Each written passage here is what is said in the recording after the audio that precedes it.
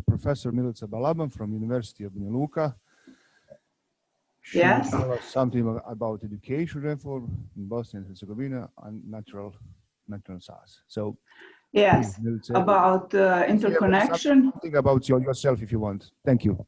Oh, thank you. Okay. Hello, everyone. As colleague said, my name is Milica Balaban. I am professor of organic chemistry at University of Banja Luka, and my scientific focus is in mostly polymer chemistry, also recently in environmental chemistry and material science. Besides, I devoted a great deal of my professional interest to the development of new strategies in science educations, of course, mainly in the field of chemistry, in primary and high schools. Something that I would like to present to you today is a relationship, apparently some kind of connections between various education reform efforts in our country in the last couple of years, and science curriculums in mostly in primary schools. Science curriculum, as you know, including chemistry, physics, and biology. I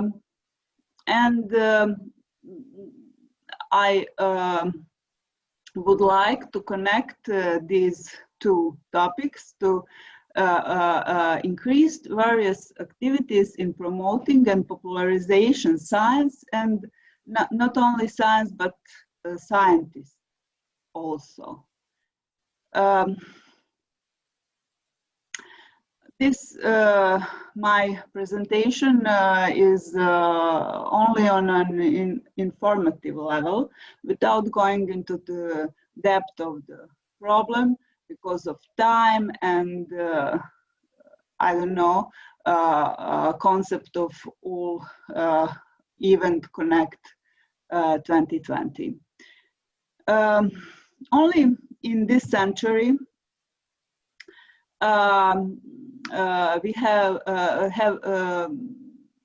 there have been several reforms on educational programs in all educational levels in Bosnia and Herzegovina, and most of you know, but colleagues from Croatia, Serbia, and Germany maybe don't know that educational system in Bosnia and Herzegovina is not system but systems, and we have 11 or 10, I don't know exactly now, educational ministries. So our system is quite complex and complicated. All these efforts and reforms were unfortunately unsuccessful. Why I think so? At least half time in the school that students are in school, students and pupils study various sciences and subjects closely related to the natural science, starting of course with mathematics. But most important questions is how is possible that after 13 years of formal education, most young people do not acquire the basic scientific competencies necessary for life. What are key or life competencies, somewhere called generic competencies. There are some differences between these definitions, but these aren't important for us in the moment. It can be said that they are set of skills, knowledge, and attitudes that allow to complete a task in a given context when mobilized in integrated manner. What that means? I will say that some of K competencies include also multilingual competence, personal, social learning to learn competence, citizenship competence, also competence in economy and business, cultural expression, digital, of course, literacy, and for us, the most important, mathematical competence and competence in science, technology, and engineering.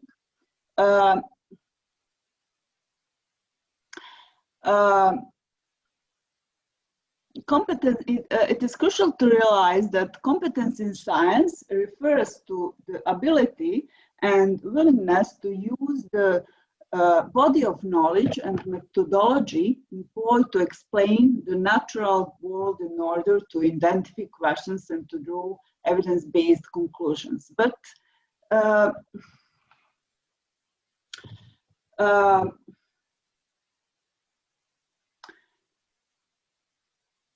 it is clear that competence in science isn't only scientific knowledge, but it is a bulk of various knowledge and skills that enables you to live your lives in the best possible manner. If I want to be clearer, I will say that only a very small number of young people in your classes, or I mean your X classes in high school and primary school, almost a tiny percentage of them will end up doing science in a university or institute environment, or in some research and development department in industry. But what about everyone else? That's the question. Why is basics general population? And why general population can't get enough amount of science knowledge just in school, in the real situation, just in school. The real situation is quite opposite. And in general, students lack a clear vision of why they are learning something in school and how they can use that knowledge. You have, our students do, you have all noticed that some purely scientific issues are brought to the level of political issues, that there are big debates and I don't know, some kind of opinions war, especially on social networks, about some topics. For example, some important topics that everyone is talking about, especially lay people, are why are vaccines important and how do they work? Why would most people buy and And other is why would most people buy food that is advertised to be without chemistry, you know, but without any proof. As young people who like science, who do science, you know that vaccines are one of the greatest discoveries in all of history. Also, for example, some of you know that organic food produced without fungicides can be very dangerous in cases where some fungi release mycotoxins. But what is problem with that? Problem is because it is unlikely that it will learn systematically and critically about these topics in our school systems.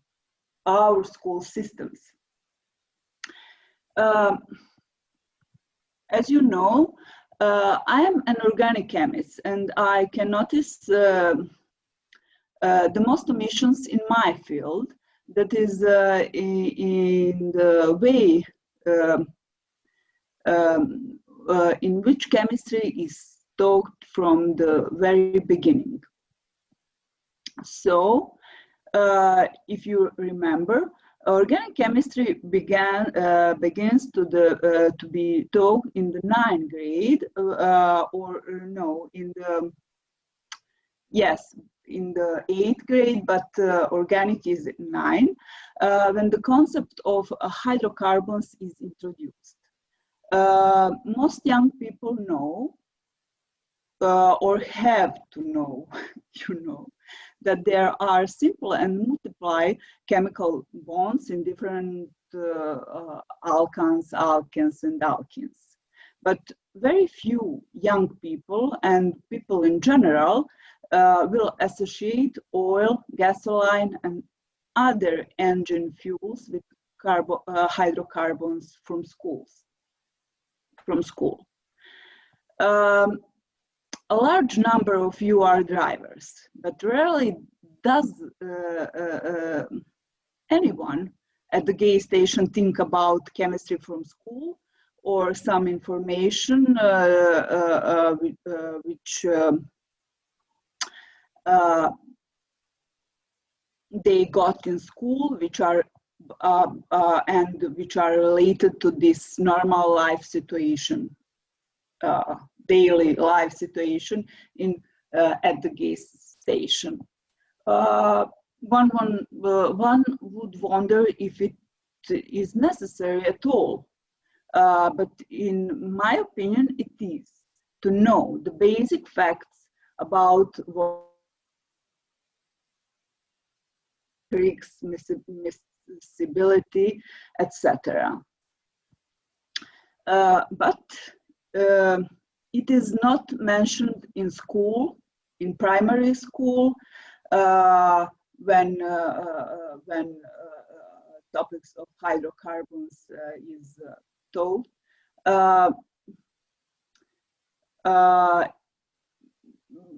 Even in the way that is acceptable and understandable to everyone. On the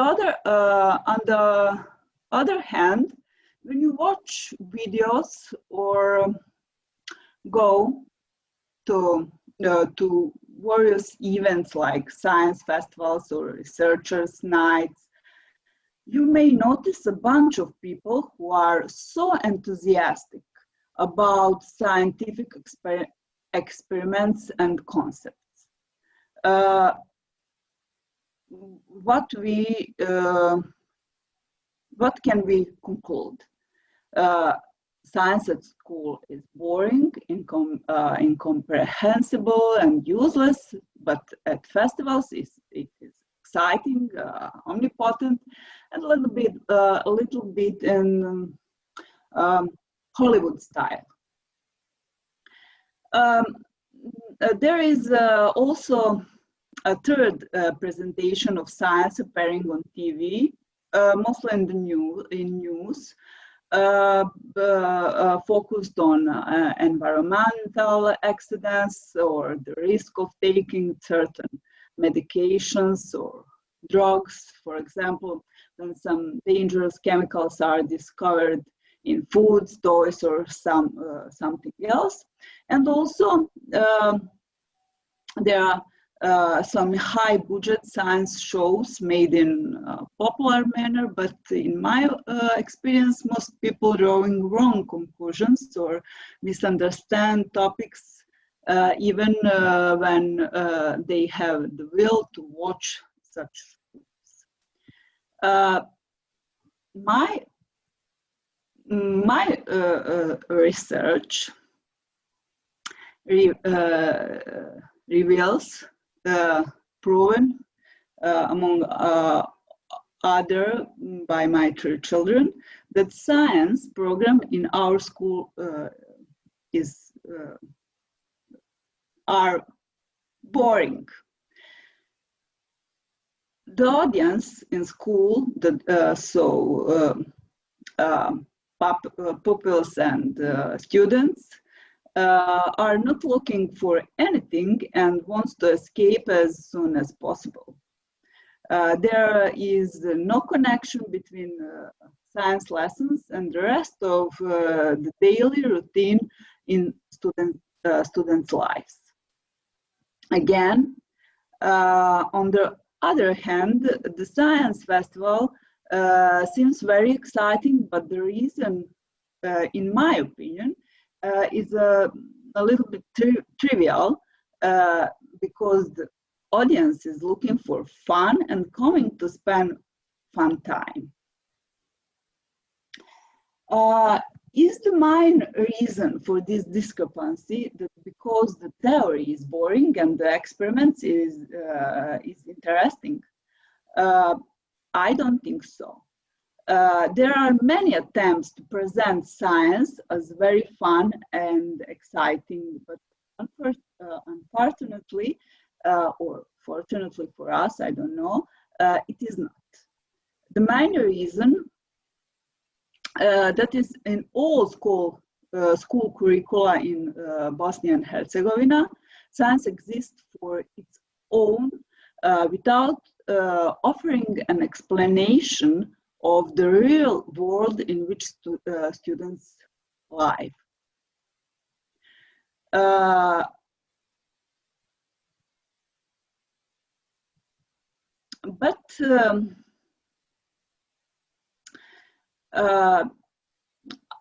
I told that student science is not fun.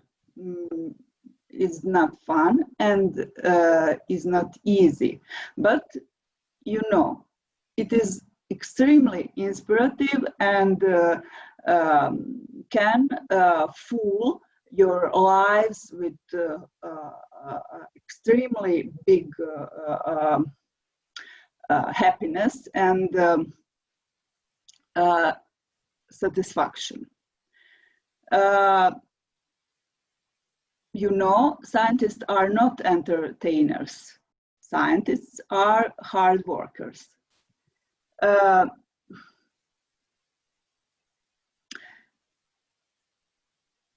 What about curriculum? Is the curriculum the only culprit? What about science teachers? I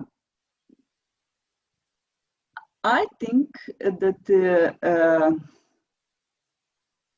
and my own experience showed that, and I can say in some sort of conclusion that it can be said that if a teacher makes an effort to introduce science into the student's home or kitchen, then there is hope that the scientific competence will get its true meaning. Teachers are created at university, and because of that, responsibility of university teacher is bigger, and in that relationship. These are photos from my son's workshop called Acids and Bases in My House. That workshop happened in our backyard at Corona time.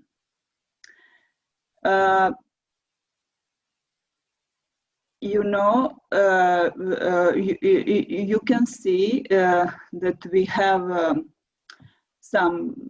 a little bit of chemical dishes, but also our home stuff and red cabbage. I can say that this simple exercise with red cabbage and home cleaners, various detergents and acids, including also the famous baking soda, which lasted about 1 hour, connected, explained, and introduced a good way to set up an experiment and solve the problem with minimum time and resources. In my experience, any school system can achieve this and force teenagers to get involved in science with heart and soul, and while leaving some useful knowledge regardless of the choice of future career. So much of me.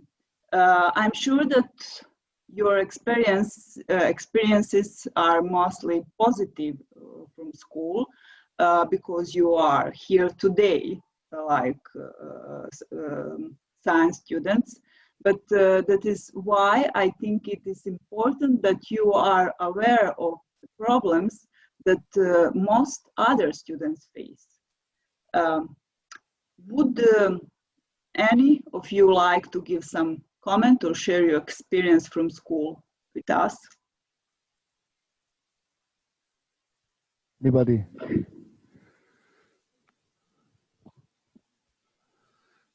No? Yeah, yes. Yeah, good questions. Experience in what?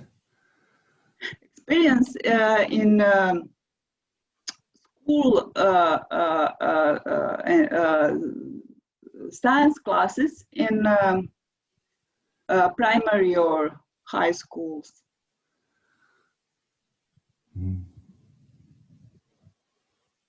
Anybody?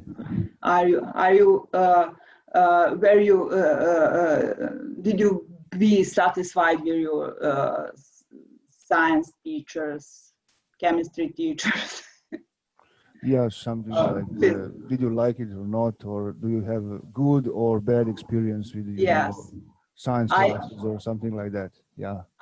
I suppose that most science students have good experience with previously from school, but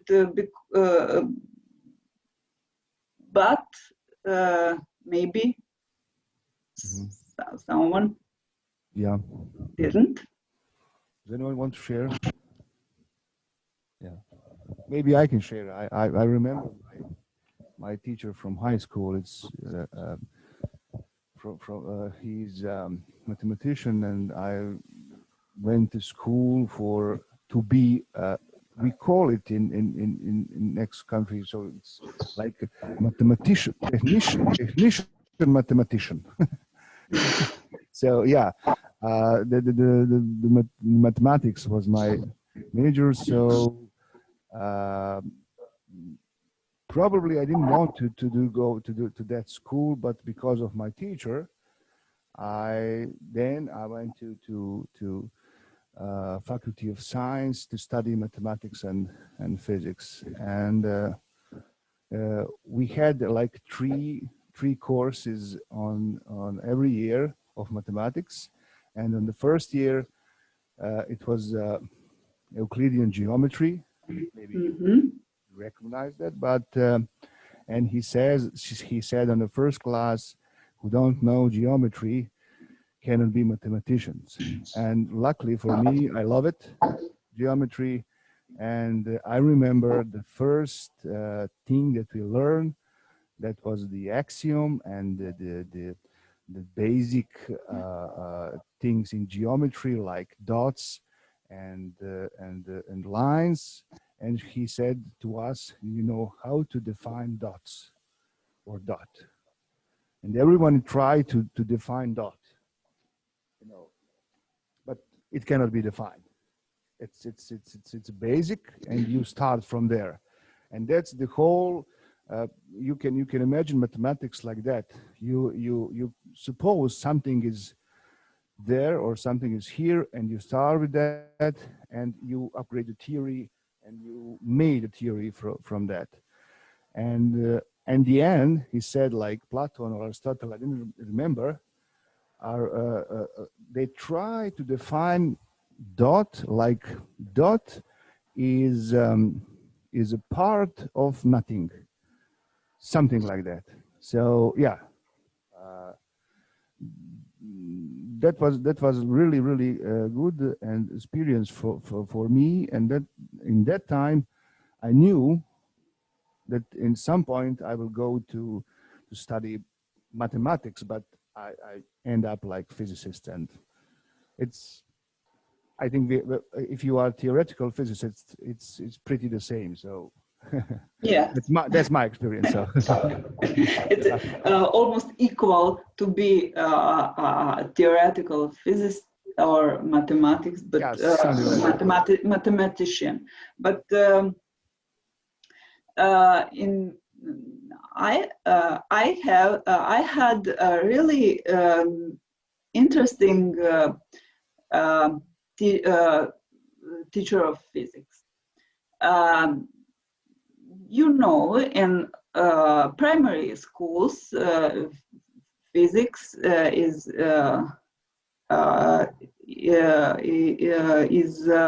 taught about I think 3 years, and first and second years is about kinematics, mechanics, and so. And ninth grade is about structure, electricity, radioactivity. So you know that you can imagine that physics wasn't interesting for me at all to first in the first 2 years, but in third years in primary school, it was quite and a lot interesting, because in that time physics is connected with in the highest measure with nature. So maybe the good way, I know a lot of about problems in chemistry lessons in primary school, but not so much about physics. In my experience, physics is the queen of science, and should be treated like queen. So teachers have to make great efforts to treat physics like queen because of students and pupils and students.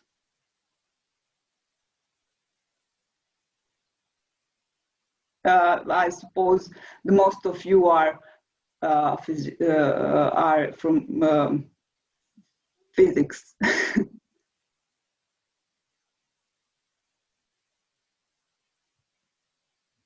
Okay. Anyone who has questions, suggestions, comments? Yes. Okay, so I would like to ask all of you, so how many experiments did you do in high school? No matter do you study physics or geography, biology, you also need to do something, not just on paper and learn and write and so, just do something. How many of you did? Okay. So my personally, I never had experiments up till I was third year, and my teacher, she said, you see, we don't have a budget for equipment, and that's the problem in our country. But let's do it like this: you find something what you can do. We have some equipment, and then you try to explain to me why did you do it, what is the phenomenon, and on that way, in that way, maybe some students will can't learn a lot about science and all the topics, but they come out of school and they know at least something because they experience it. You see, you can't just talk, and you need to experience science. You can't force someone to learn science except he does it for himself, if you know what I mean. Yes. Yes, on high school. I mean on high school, not. I mean on high school. I know, but budget isn't a CAPE issue.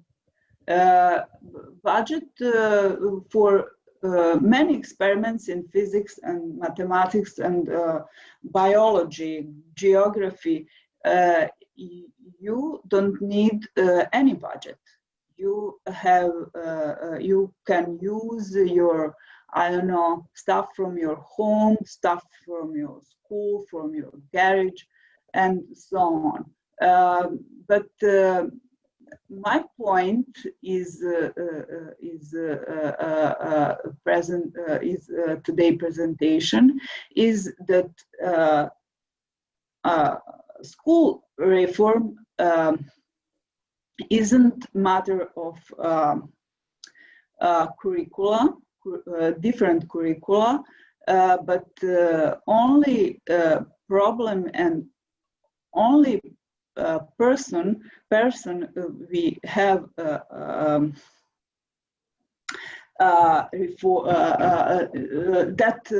have to be reformed is our teachers. Everything in school is up teachers. I know they have to have strict rules in I don't know, laws and so on, but teachers' creativity and teachers' enthusiasm is crucial things for successful lessons from in science, regardless that is that science focused on experiments or theory, because theory can be quite interesting with the good approach. Okay, I would like to continue with your problem, but let me first ask you, Melissa, can you turn off your presentation share screen? It would be better for Mm, just turn off share screen okay. or stop stop. Stop share. Oh, so now it's better. Okay. Yeah, so we have a better Yes. picture. I think that this young colleague is right, and I also was in high school because there is a lack of experiment in any Yes. science course. So when we do a curriculum and we made a new one, I think that really important is to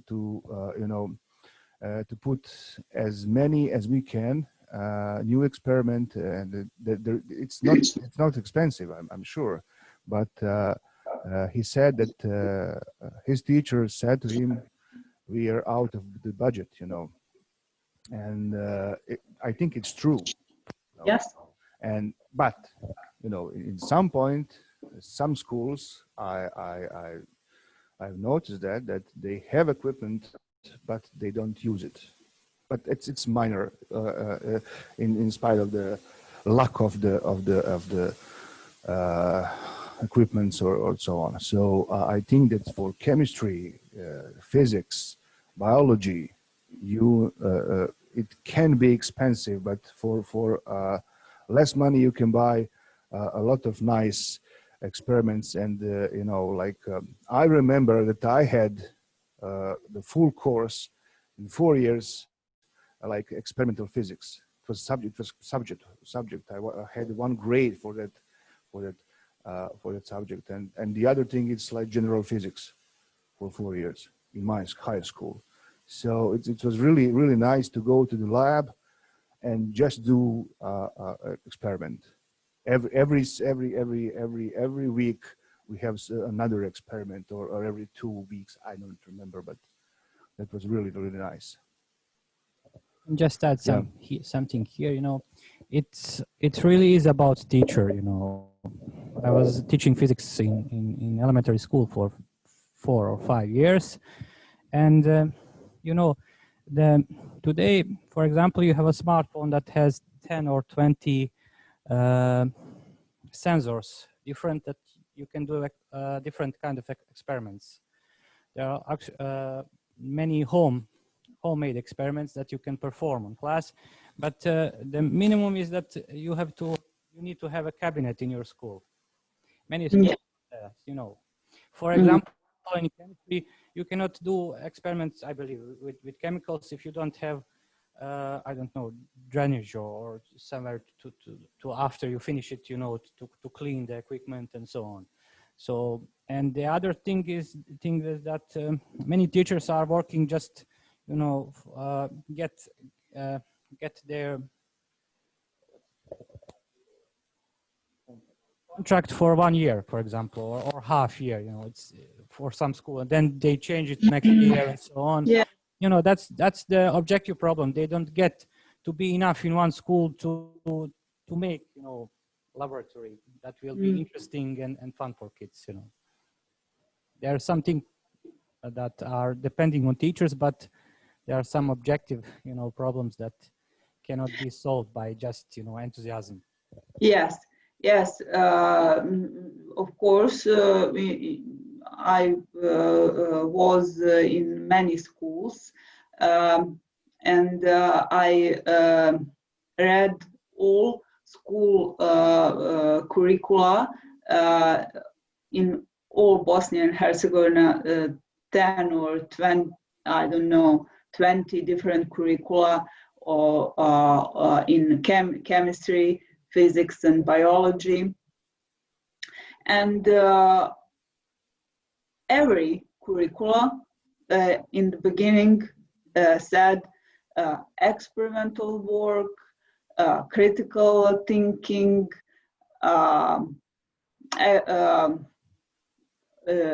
various skills, and so on and so on.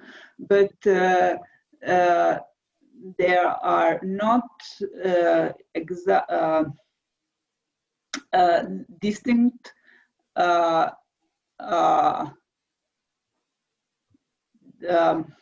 didactic recommendation for teachers in that field, how they should do that. I know that that is a general problem in Bosnian school, but there are many examples of individual teachers who make wonders in their schools, in science lessons, because they introduce love, state-of-the-art knowledge, and good relationship with students in their classes. Okay. Anybody else? Comments? Questions? Okay. So thanks. Sorry. I agree with all of you that this experiment very important for our process of teaching. But what happens if we don't have equipment for that experiment? We can use the demonstrate. We can use some simulation.